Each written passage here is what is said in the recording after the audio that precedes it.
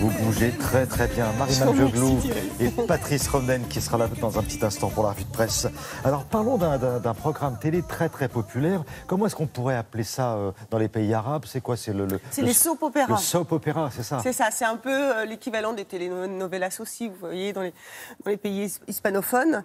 Et là, on en parle parce qu'en fait, ces feuilletons ont énormément de succès. Ils ont une place très très importante dans les programmes télé. C'est plus de 300 chaînes de télévision, 200 millions de téléspectateurs, donc le marché est absolument énorme.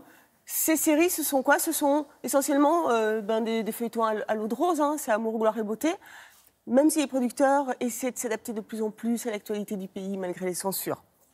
Le succès, il est tellement énorme que des milliers de gens viennent aussi sur les lieux de tournage pour justement découvrir les décors et les décors de leurs séries préférées. Il y a deux photographes qui ont eu une très bonne idée, c'est Andrea et Magda, qui, eux, en fait, explorent les pays du Moyen-Orient depuis une dizaine d'années. Et donc, pendant 2 ans, ils sont allés sur les lieux de tournage, ils ont photographié ces lieux, et il en ressort justement les coulisses de ces feuilletons. Alors, regardez.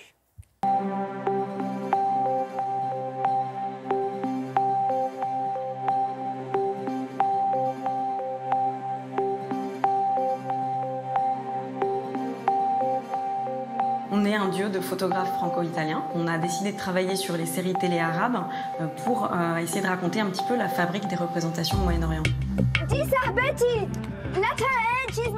Les séries télévisées arabes, les Moussalsalat, qui sont donc des soap-opéras destinés au grand public, produites et diffusées dans l'ensemble du monde arabe.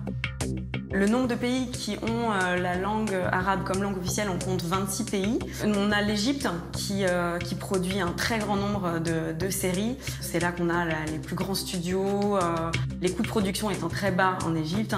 On a des équipes absolument immenses avec des moyens énormes.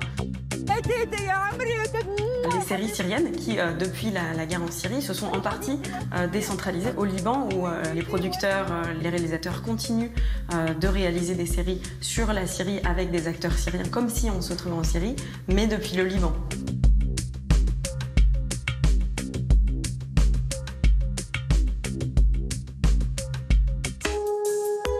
La recette du soap-opéra réussi, c'est d'abord les stars, le casting est évidemment extrêmement important. Le satellite permet d'exporter les séries dans tout le Moyen-Orient.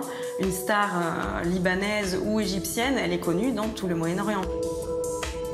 Les éléments qui fonctionnent bien pour les soap-opéras, c'est toujours les grands sentiments avec des intrigues amoureuses, des intrigues de trahison, de vengeance, de complot. La question de la liberté dans ces productions, notamment par rapport au rôle de la femme ou au sujet abordé, elle est évidemment très variable en fonction des pays où on se trouve. Au Liban, notamment, on va pouvoir rencontrer des histoires un petit peu plus osées. On a notamment vu, il y a 2 ans, une série qui avait un personnage homosexuel. Et c'est quelque chose qui, dans les autres pays du Moyen-Orient, on ne trouvera jamais.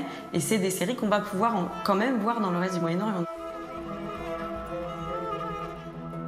Sur la question de la femme aussi, on va avoir des variations énormes en fonction des pays. Mais il faut quand même dire que la femme, elle est plus facilement décolletée, dévoilée avec des lèvres pulpeuses, avec un aspect assez libéral sur l'écran que dans la vie. Ce qu'on voit à l'écran dans les séries n'est pas représentatif de ce qu'on voit dans la société.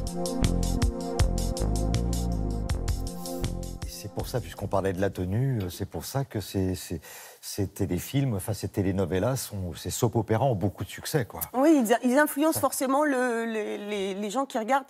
Effectivement, la majorité, ce sont des femmes, donc elles se réfèrent comme ça, elles ont une référence. Au palmarès, alors. Et dans le palmarès, alors oui, très rapidement, c'est la Turquie qui est vraiment devenue une usine à séries. Il serait 74% des habitants du Moyen-Orient qui regarderaient au moins une série turque. C'est un phénomène absolument énorme et qui va encore s'accélérer dans les années à venir. Voilà. Merci Marie.